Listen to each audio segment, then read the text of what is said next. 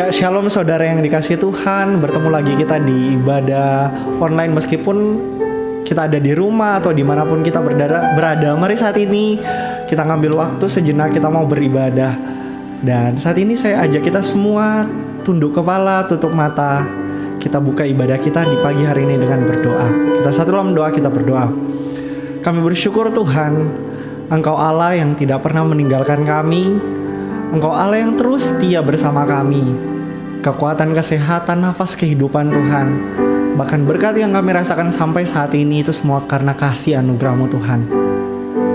Dan di saat ini Tuhan, kami mau memuji, memuliakan nama-Mu Tuhan. Kami mau menyembah Engkau Tuhan. Kami mau belajar tentang firman-Mu Tuhan. Kami ingin percaya Engkau ada bersama-sama kami Tuhan. Engkau tutup bungkus kami dengan kuasa Roh Kudus-Mu Tuhan, agar kami benar-benar ya Bapa beribadah dengan sungguh, dengan motivasi yang benar Tuhan, untuk datang memuji memuliakan nama-Mu Tuhan, mengenal Engkau lebih lagi Tuhan. Ini kami Tuhan, ini kami yang siap membawa setiap syukur kami. Di dalam nama Yesus kami berdoa. Haleluya, amin. Ya, mari sama-sama kita memuji memuliakan nama Tuhan. Alangkah indahnya karena Yesus kita dahsyat. Haleluya.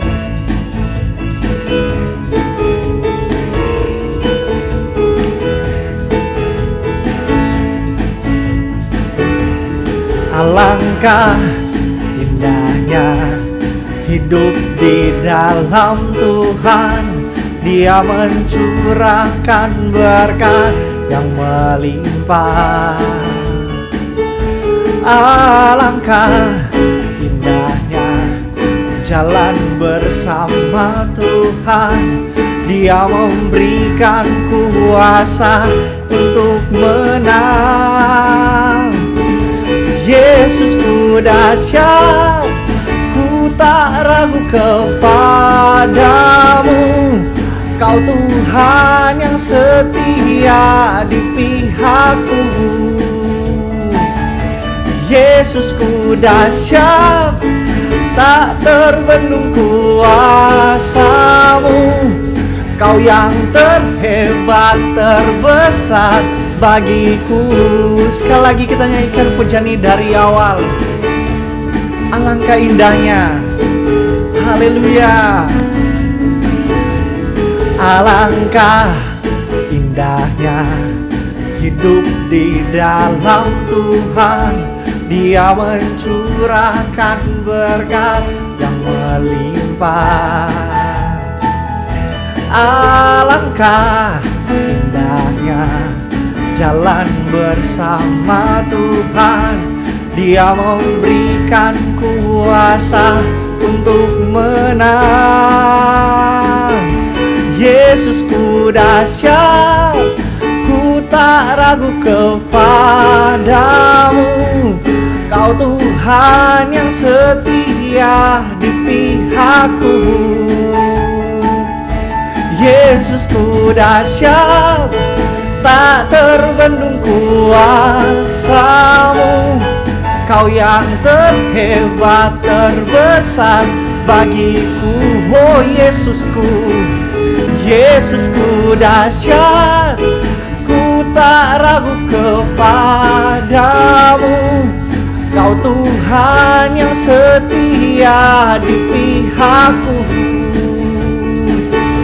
Yesusku dahsyat, tak terbendung kuasa-Mu. Kau yang terhebat, terbesar bagiku. Kau yang terhebat, Kau yang terhebat, terbesar bagiku.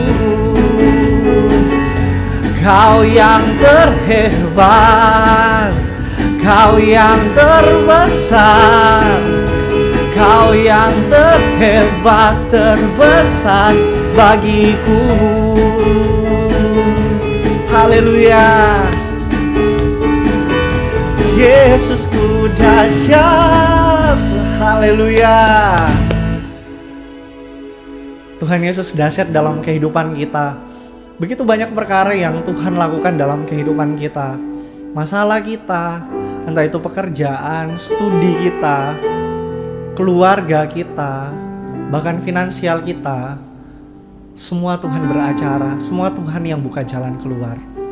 Untuk itu mari saat ini, sebelum kita mendengarkan firman Tuhan, kita akan menyembah Dia, menyembah Allah kita satu-satunya.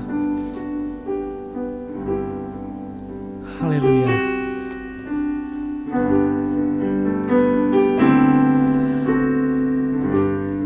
Yesus, Engkau begitu baik Tuhan. Kau sungguh indah, tiada taranya, sungguh menakjubkan,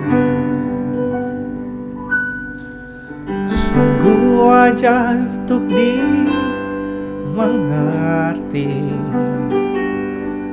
lebih dari semua yang ada. Hikmat-Mu tiada terselami, kasih-Mu dalam tak terduga.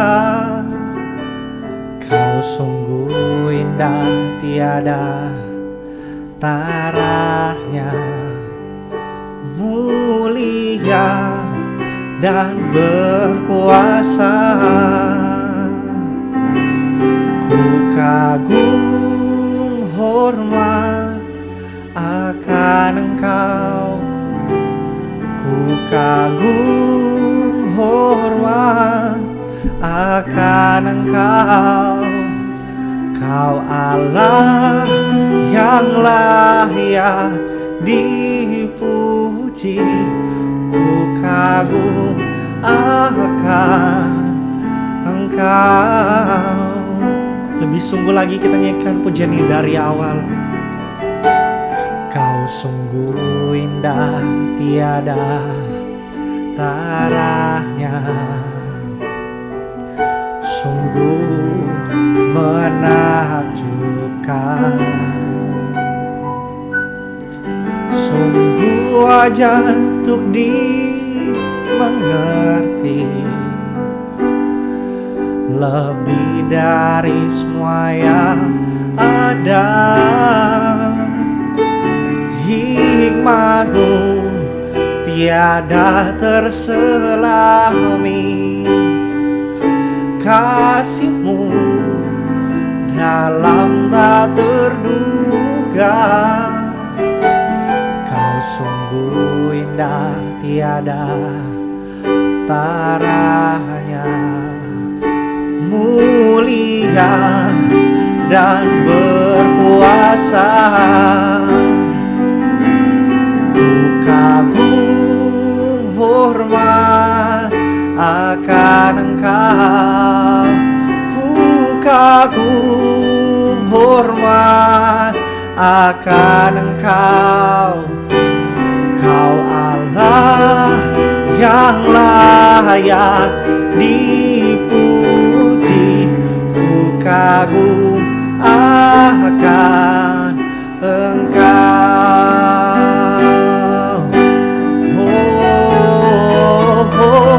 Ku kagum hormat akan Engkau, ku kagum hormat akan Engkau. Kau Allah yang layak dipuji, ku kagum akan Engkau. Ku kagum Tuhan, ku kagum hormat akan Engkau, ku kagum hormat akan Engkau. Kau Allah yang layak dipuji, ku kagum akan Engkau, ku kagum akan Engkau, ku kagum akan Engkau. Mari kita menyembah Tuhan. Haleluya. Kau yang kami kagum Tuhan, Yesus. Glory, glory. Kau Allah yang kami muliakan, bagimu segala pujian, bagimu segala hormat, ya Yesus Tuhan. Haleluya, haleluya, haleluya Yesus.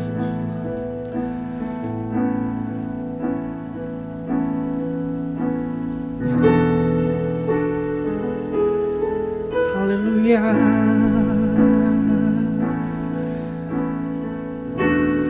Bagi Dia segala pujian, hormat serta syukur kekal selamanya. Bagi Dia segala pujian, hormat serta syukur selama-lamanya. Bagi Dia, bagi Dia segala pujian, hormat serta syukur kekal selamanya. Bagi Dia segala pujian, hormat serta syukur selama-lamanya. Selama-lamanya, oh, oh. Selama-lamanya. Benar ya Bapa, bagimu segala hormat syukur Tuhan. Engkau yang kami kagumi, Engkau yang kami muliakan Tuhan. Dan bagimu Tuhan segala pujian Tuhan. Ini kami Tuhan, ini kami yang membawa setiap pujian penyembahan kami Tuhan. Kiranya memuliakan Engkau, menyenangkan hatimu Tuhan, bagaikan dupa yang berbau harum Tuhan. Dan ya Bapa, kalau sebentar kami akan mendengarkan firman-Mu Tuhan, Engkau tutup bungkus setiap kami, Engkau urapi kami agar kami mengerti Tuhan apa yang Engkau kehendaki dalam kehidupan kami. Dan memampukan kami Tuhan untuk melakukan firman-Mu dalam kehidupan kami. Berkati hamba-Mu Tuhan yang akan membawakan firman-Mu Tuhan. Tutup bungkus dia dengan kuasa Roh Kudus-Mu Tuhan, agar apapun yang dia perkatakan Tuhan, semua berasal daripada-Mu Tuhan. Ini kami Tuhan yang membawa setiap pujian penyembahan kami. Dan ini kami Tuhan yang mau duduk diam mendengarkan firman-Mu Tuhan. Dalam nama Yesus kami bersyukur Tuhan. Haleluya. Amin.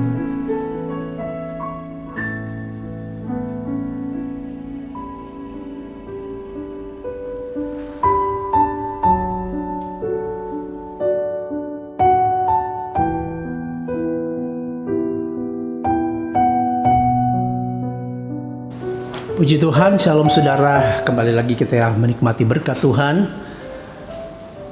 Pada saat pagi hari ini, sama-sama kita akan melihat satu tema, menjadi berkat. Menjadi berkat. Satu tokoh yang sangat menarik kita melihat, tetapi tidak disebutkan namanya. Seorang perwira. Ya, bagaimana karena dia menjadi berkat, maka Tuhan memperhatikan apa yang sedang dialami oleh hambanya yang sedang sakit. Kita lihat di sini, perhatikan ada begitu banyak pelajaran-pelajaran yang kita petik di situ dan kita lakukan dalam kehidupan kita semua. Dan firman Tuhan itu kan kita dengar, bukan saja dengar, tetapi kita harus melakukan firman Tuhan itu supaya kita melihat bagaimana Allah bertindak. Allah akan melakukan segala perkara yang tidak mungkin menjadi mungkin. Kita lihat satu perikop di sini. Yesus menyembuhkan seorang perwira, hamba perwira di Kapernaum. Lukas 7 mulai ayat yang pertama sampai ayat yang ke-10 saya akan baca buat saudara. Setelah Yesus selesai berbicara di depan orang banyak, masuklah ia ke Kapernaum. Di situ ada seorang perwira yang mempunyai seorang hamba yang sangat dihargainya. Hamba itu sedang sakit keras dan hampir mati. Ketika perwira itu mendengar tentang Yesus, ia menyuruh beberapa orang tua-tua Yahudi kepadanya untuk meminta supaya ia datang dan menyembuhkan hambanya. Mereka datang kepada Yesus dan dengan sangat mereka meminta pertolongannya. Katanya, ia layak engkau tolong. Coba saudara garis bawah ini, dia layak engkau tolong. Sebab ia mengasihi bangsa kita dan dialah yang menanggung pembangunan rumah ibadat kami. Lalu Yesus pergi bersama-sama dengan mereka. Ketika ia tidak jauh lagi dari rumah perwira itu menyuruh sahabat-sahabatnya untuk mengatakan kepadanya, "Tuan, janganlah bersusah-susah, sebab aku tidak layak menerima Tuan di dalam rumahku. Sebab itu aku juga menganggap diriku tidak layak untuk datang kepadamu. Tetapi katakan saja sepatah kata, maka hambaku itu akan sembuh. Sebab aku sendiri seorang bawahan dan di bawahanku ada pula prajurit. Jika aku berkata kepada salah seorang prajurit itu pergi, maka ia pergi, dan kepada seorang lagi datang, maka ia akan datang. Ataupun kepada hambaku, kerjakanlah ini, maka ia mengerjakannya." Setelah Yesus mendengar perkataan itu, ia heran akan dia, dan sambil berpaling kepada orang banyak yang mengikuti dia, ia berkata, "Aku berkata kepadamu, iman sebesar ini tidak pernah aku jumpai sekalipun di antara orang Israel." Dan setelah orang-orang yang disuruh itu kembali ke rumah, didapatinya hamba itu telah sehat kembali. Puji Tuhan. Luar biasa, satu perikop yang sangat menarik. Yesus ada di Kapernaum dan Yesus mengajar banyak orang. Dan pengajarannya itu begitu luar biasa, mengandung kuasa. Ya, dan berbeda sekali dengan pengajaran yang disampaikan oleh orang-orang atau oleh ahli-ahli Taurat. Berbeda sekali, karena mengajar sekedar mengajar, tetapi tidak melakukan. Tetapi Yesus dia mengajar dan mempunyai suatu daya tarik, ya, bukan karena Yesus pandai berkata-kata, tetapi ada kuasa di dalam hidupnya yang mempunyai daya tarik kepada semua orang. Nah, saudara-saudara, kalau kita pelajari di sini, satu masalah yang dihadapi oleh seorang perwira. Kita tahu perwira itu adalah seorang serdadu Roma, perwira Roma. Dan biasanya perwira itu kalau kita lihat, ya pejabat-pejabat lah, misalnya tentara, polisi. Kalau sudah lihat polisi, sudah lihat tentara, orang sudah takut. Orang sudah wanti-wanti lah, saudara-saudaraku, ya kan? Karena mereka itu adalah, boleh dikatakan mereka penegak hukum, ya. Mereka penegak hukum. Jadi lihat aja polisi, saya aja kalau tidak pakai, misalnya ketika membawa kendaraan, tiba-tiba tidak bawa SIM atau STNK, tiba-tiba ada rahasia, tiba-tiba ada polisi, meskipun dia tidak tangkap, ya. Tetapi ketika melihat petugas, wah, sudah merasa takut, ya kan? Takut. Ya, karena salah, saudaraku. Nah, kalau kita lihat di sini, perbedaannya sangat luar biasa. Seorang perwira yang menunjukkan suatu sikap yang luar biasa. Nah, pada waktu itu Yesus ada di satu tempat, ya. Yesus berbicara di depan orang banyak, ya. Dia berbicara dengan apa? Dengan firman, karena Yesus berkata, makananku itu adalah melakukan kehendak Tuhan. Artinya, Yesus menyampaikan berita keselamatan. Yesus menyampaikan satu berita-berita pengharapan kepada orang-orang pada waktu itu. Ya, yang lemah dikuatkan, yang sedang alami masalah Tuhan memberikan satu jawaban kepada mereka. Itulah tugas Yesus. Karena posisi orang Israel pada waktu itu mereka dalam keadaan yang terpuruk, baik segi ekonomi, segi politik dan lain sebagainya. Mereka dikuasai oleh orang Romawi. Nah, yang menarik di sini kita melihat seorang perwira, dia datang kepada Yesus ketika dia mendengar kayak inilah. Dia mendengar tentang Yesus ada di Kapernaum sedang berbicara, sedang berfellowship, dia sedang berbicara tentang kebenaran firman Tuhan. Maka apa yang terjadi? Terdengarlah oleh seorang perwira dan tentunya ada satu maksud. Dia ingin mendengar tentang pengajaran Yesus. Siapakah Yesus itu? Siapakah Yesus? Dia adalah seorang perwira, orang Romawi.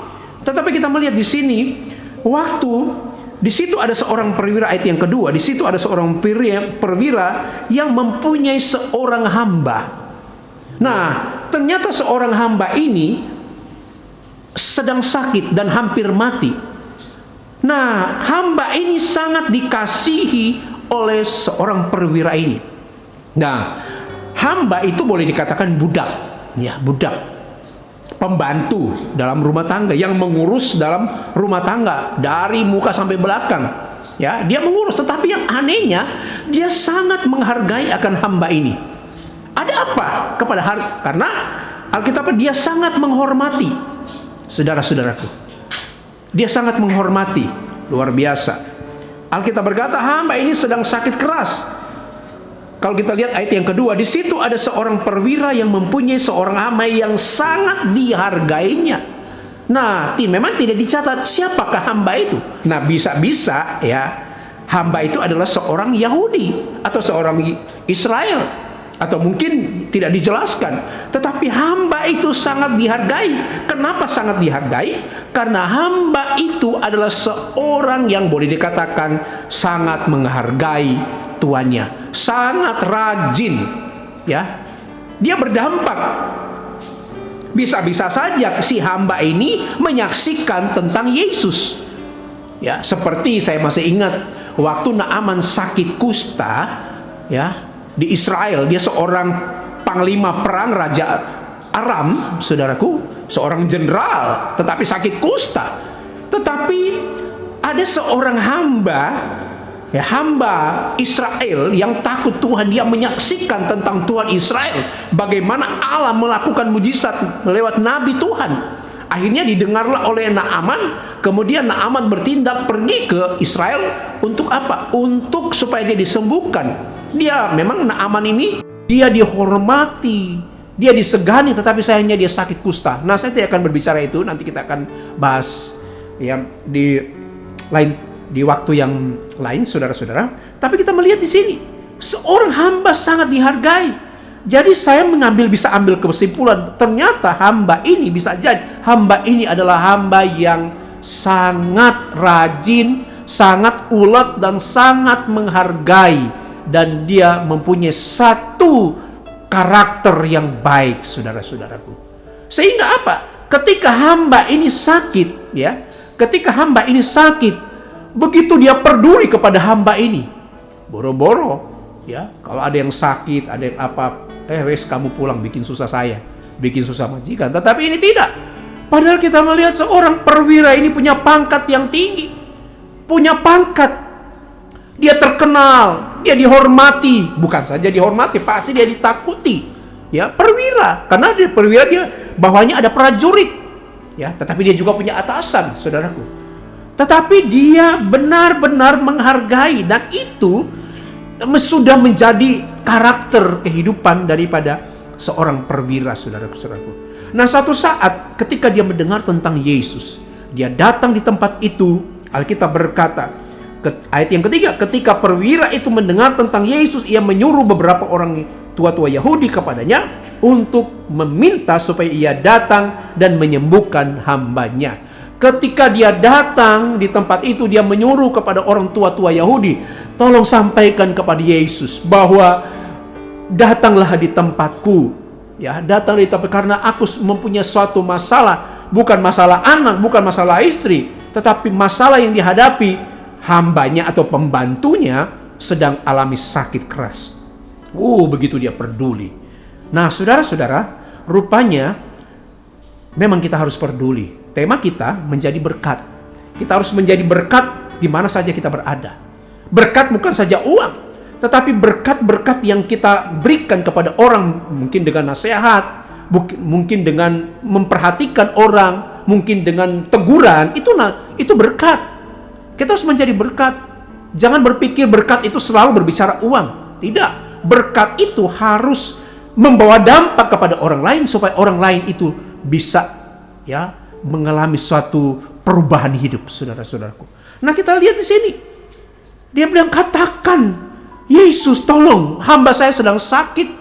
Nah, seketika kalau kita lihat di sini ayat yang ketiga, meminta supaya datang dan menyembuhkan hambanya. Ayat yang keempat, mereka datang kepada Yesus dengan sangat, mereka meminta pertolongannya, katanya, ia layak engkau tolong. Jadi kita melihat orang Yahudi juga, tua-tua Yahudi sangat memperhatikan, sangat peduli, sangat empati kepada si perwira ini. Tidak mungkin seperti perwira-perwira yang lain, tetapi ini berbeda sekali. Dia bilang, Tuhan Yesus, dia layak ditolong, dia layak engkau tolong. Kenapa? Ada yang beda. Karena kita lihat di sini, ternyata ini perwira, dia mempunyai suatu pribadi yang baik, pribadi yang peduli. Sekalipun dia jabatannya tinggi, dia tidak sombong. Sekalipun ada alasan dia sombong, tetapi dia tidak melakukan itu. Dia tidak seperti yang lain, saudaraku. Dia tidak sombong. Kenapa dia berkata, orang-orang Yahudi berkata, dia layak engkau tolong? Karena di sini jawabannya di sini. Karena apa? Ia mengasihi bangsa kita. Saudara, ia mengasihi. Rupanya ada juga yang tidak mengasihi. Ada yang membenci orang Yahudi. Kebanyakan orang Romawi membenci orang Yahudi. Saudara, betul nggak? Kebanyakan. Karena situasi pada saat itu, orang Yahudi, orang Israel sedang dikuasai oleh Romawi. Saudara, sangat dibenci. Sehingga kalau pada waktu itu terjadi pemberontakan, ada pemberontakan yang terjadi. Ada satu penjahat yang namanya yang ketika Yesus disalib, kemudian digantikan Barabas, itu namanya. Dia seorang pemberontak, seorang narapidana Romawi. Mereka berkata, orang bebaskan Barabas. Jadi Yesuslah menggantikan Barabasnya. Dia rasa bangga, padahal Yesuslah yang menggantikan dia.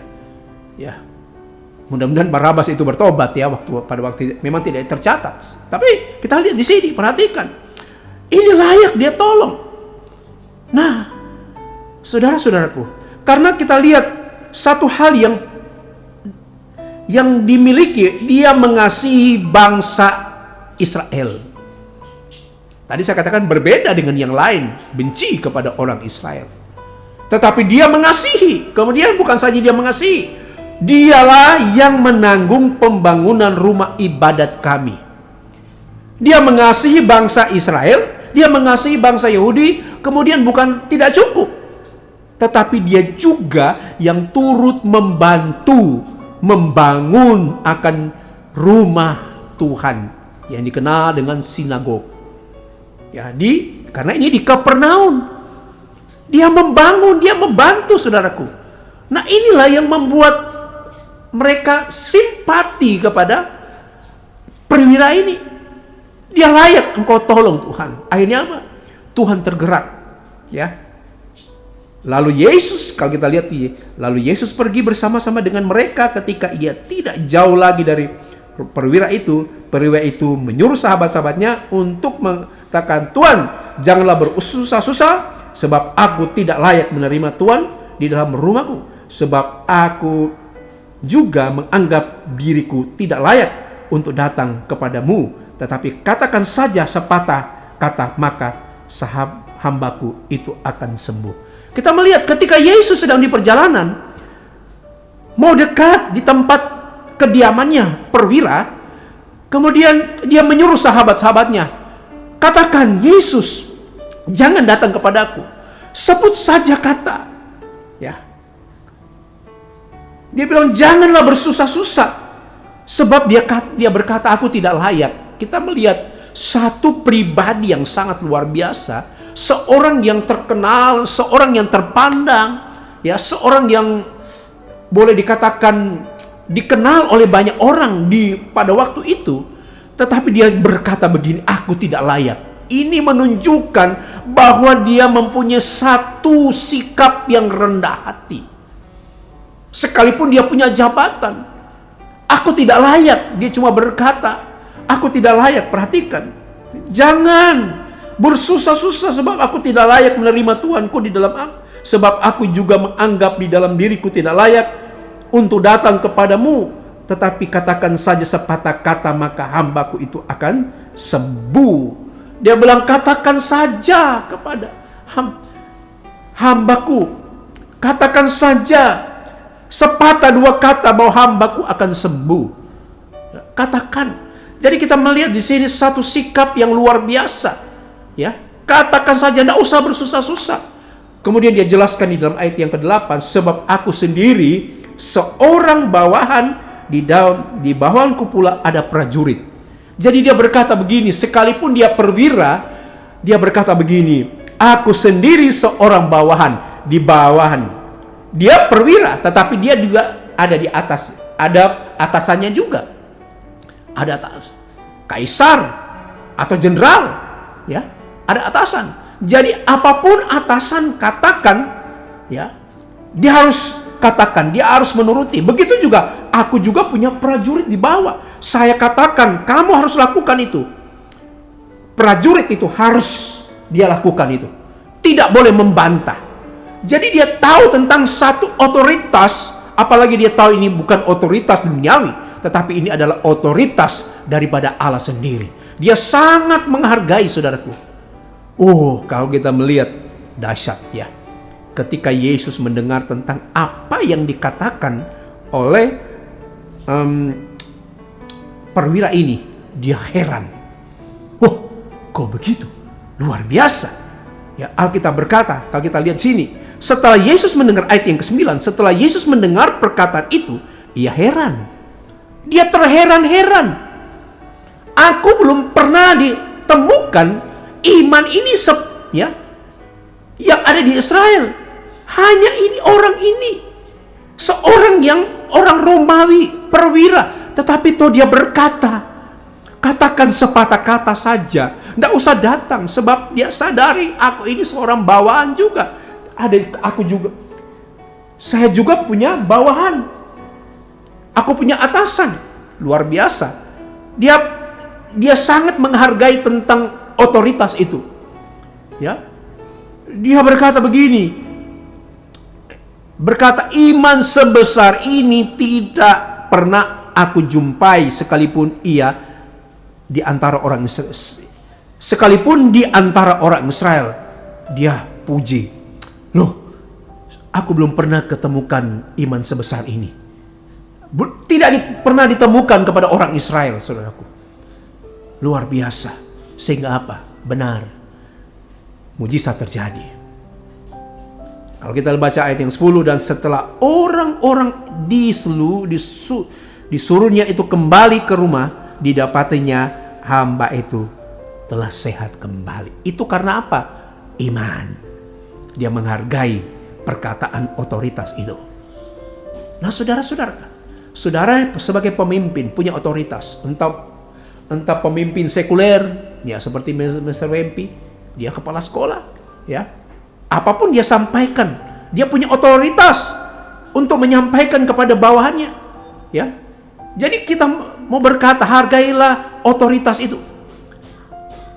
Di dalam dunia itu ada atasan, ada bawahan.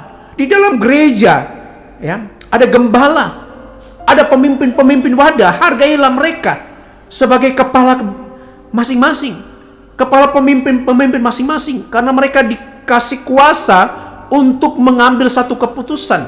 Nah, ini Kita harus belajar tentang ini, bahwa betapa pentingnya kita taat dengan apa yang dikatakan kepada atasan kita, apalagi atasan kita, yaitu gembala kita, raja kita adalah Yesus Kristus.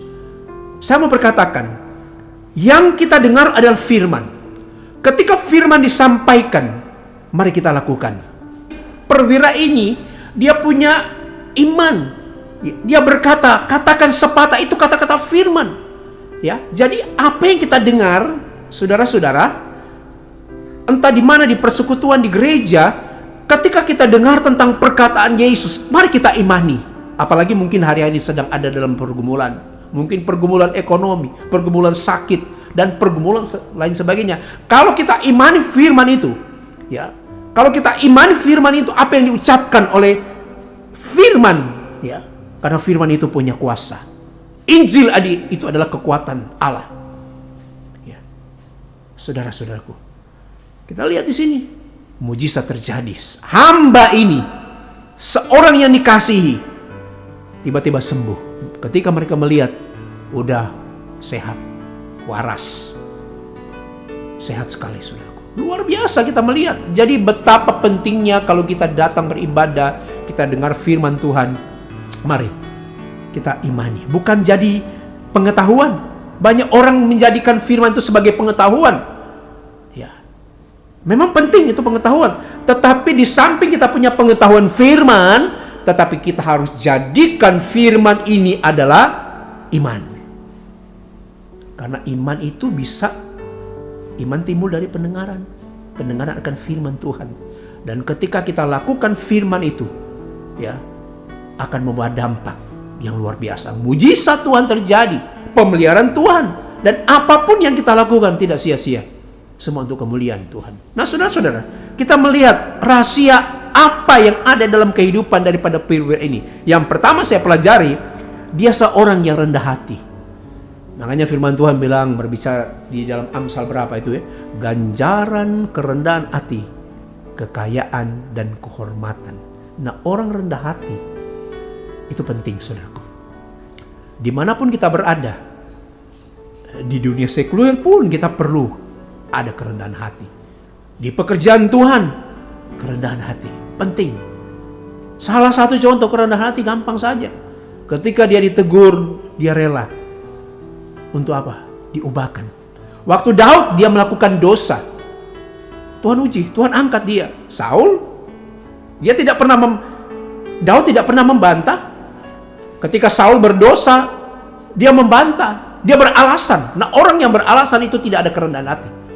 Ya, selalu beralih kepada soal, nanti begini, nanti begini. Tidak. Orang Israel tidak ada kerendahan hati ketika, kenapa?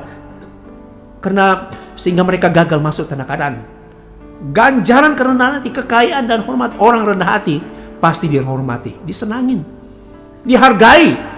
Ya, dalam tutur katanya tidak sombong, ya. Ya, karena lawan dari rendah hati itu adalah congkak. Ya. Jadi ini penting sekali kita lihat perwira ini, seorang yang rendah hati, sekalipun punya jabatan, sekalipun dia bisa sombong, tetapi luar biasanya, ya. Kita melihat dari kerendahan hatinya, kita dari yang pertama saya pelajari, pertama dia menghargai akan hambanya. Dia mengasihi hambanya. Yang kedua, soal ketika Tuhan Yesus dia berkata kepada Yesus, dia berkata kepada sahabat-sahabatnya, katakan sepatah dua kata, tidak usah datang, katakan saja, maka dia anak sembuh. Ini kerendahan hati. Dia menghargai tentang otoritas itu. Itu kerendahan hati. Jadi, kalau engkau mau diangkat Tuhan, mari belajar hidup rendah hati. Kalau engkau ingin dihargai orang, mari kita belajar rendah hati. Ya, rendah hati itu penting. Banyak contoh-contoh tentang kerendahan hati. Yang kedua saya pelajari. Yang kedua, apa yang ada dalam kehidupan daripada pribadi daripada perwira ini? Dia suka memberi. Memberi. Ya. Dia suka memberi. Dia membangun rumah Tuhan loh, saudaraku. Membangun tempat ibadah orang Yahudi. Makanya ketika orang-orang Yahudi, tua-tua Yahudi, dia layak engkau tolong. Karena apa? Dia banyak memberi, membangun akan tempat ibadah orang Yahudi, ya. Jadi kita lihat di sini dia memberi, ya. Dia memberi. Jadi salah satu, ya, hal yang paling penting kehidupan kekristenan, kehidupan rohani seseorang akan dilihat dari apa? Yang pertama, dia rendah hati. Yang kedua, dia suka memberi. Nah, jemaat yang tidak suka memberi, ya, itu keadaan. Dia tidak akan mengalami akan pertolongan. Dia hanya, ya, gimana ya? Itu. Jadi saya selalu berkata, kita memberi itu bukan karena kita kaya.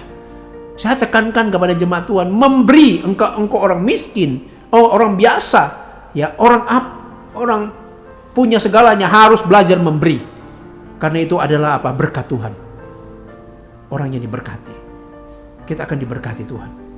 Jangan pilih-pilih, ya, jangan pilih-pilih. Oh, mentang-mentang dia miskin tidak usah memberi. Wah, itu salah. Kita harus memberi untuk Tuhan. Seperti janda, ya, dia memberi semua apa yang dia miliki. Saudaraku. Yang ketiga saya lihat di sini, dia punya belas kasihan. Belas kasihan, kasihnya itu luar biasa. Ya, kalau kita baca di dalam ayat yang tadi, ya, kalau kita lihat di sini, dia mengasihi bangsa orang Israel. Dia punya belas kasihan, dia mengasihi. Rupanya dia memiliki karakter Kristus ada dalam hidupnya. Ya, dia mengasihi. Nah, kekristenan itu akan dilihat. Kekristenan yang bertumbuh, kekristenan yang dewasa, itu akan dilihat apakah dia mengasihi. Ya, mengasihi. Mengasihi Tuhan dan mengasihi sesama. Hubungan horizontal dan vertikal. Ya, jadi kita lihat punya belas kasihan. Kemudian kita lihat di sini yang keempat, dia menghargai otoritas. Tadi saya sudah singgung tadi. Otoritas itu penting.